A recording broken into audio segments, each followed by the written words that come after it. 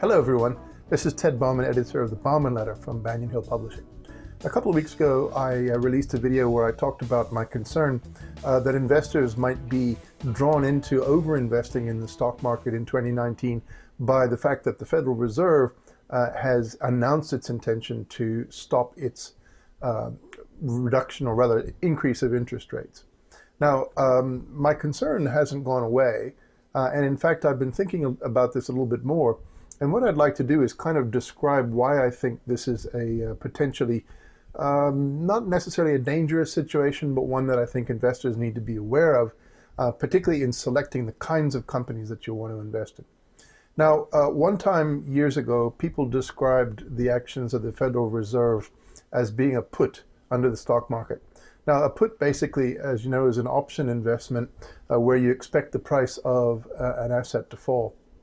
And essentially, the notion that the Federal Reserve was engaging in a put under the stock market in the 1990s and 2000s was intended to express the idea that the stock market was being propped up by the behavior of the Federal Reserve, specifically in terms of setting interest rates. That by keeping interest rates unusually low, the Federal Reserve was, in a sense, trying to prop up the stock market. Now, the stock market is not supposed to be one of the policy mandates of the Federal Reserve. The Federal Reserve's job is to maintain full employment and to manage inflation, to prevent it from getting out of hand. The Federal Reserve's job does not include keeping stock prices elevated. Nevertheless, it does appear to many people that in 2019, by signaling its intention to slow down the pace of increase of interest rates, and more importantly, perhaps, by announcing that it's going to slow down its sale into the market of the many junk securities it purchased in the aftermath of the 2008-2009 financial crisis, that the Federal Reserve is again buying a put, if you like, on the US stock market. Now, personally, I don't feel that the Fed is doing this intentionally. I don't think that the Fed is deliberately trying to overinflate stock prices by signaling its intention to slow down on interest rate increases.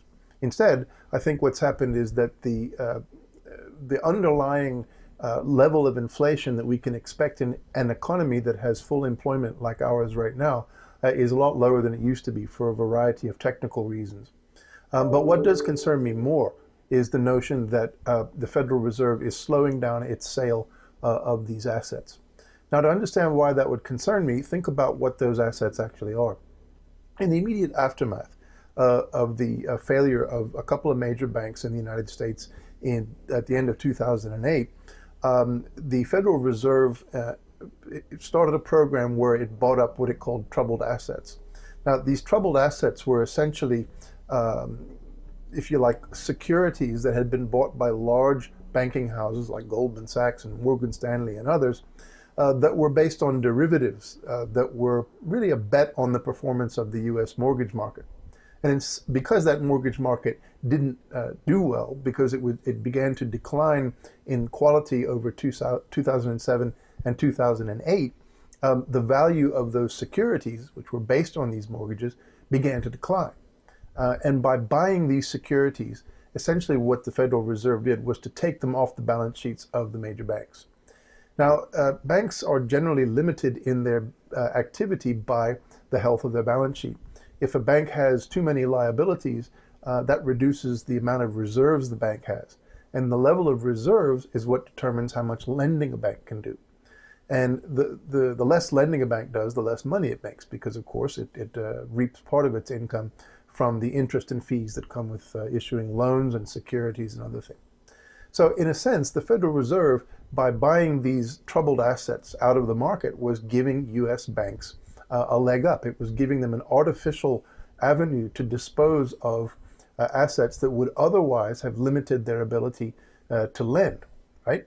Now, if you were a business and you were in a deficit situation where you didn't have enough money to fund your business, nobody would come running to your rescue. But the Fed did that because the Fed believed that this was for the good of the US economy. Fast forward to 2019, and what the Fed is saying is that it still doesn't believe that the economy and the banking system is in a position to be able to handle selling these assets back into the market. So really, essentially, it's still a subsidy.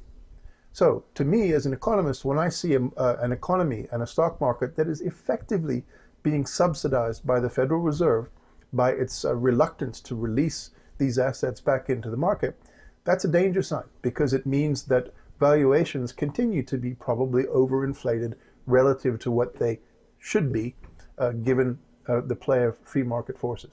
Now, the lesson from this is not to not invest in the stock market. That's not what I'm trying to say. The lesson is you need to pick your stocks very carefully. Right now, I think that it's probably a mistake to invest primarily in index funds that track the major US indices. Instead, you need to be much more discerning. You need to look at specific sectors and specific stocks that are likely to do well, even if the Fed's put on the US stock market begins to lose some of its effect and it begins to deteriorate. That means that you need to pay attention to the recommendations that folks like me and others at Banyan Hill make, because our job is to try to identify the stocks that will survive the end of the potency, if you like, of the Fed's put. I hope that makes sense of what's going on in the US stock market these days. This is Ted Bauman signing off. And remember, besides YouTube, I have a Facebook page, Twitter accounts, and various other places where you can find information that supports the arguments and documentation that I send out in the Bauman letter and in other publications. So make sure you visit those. Thank you very much.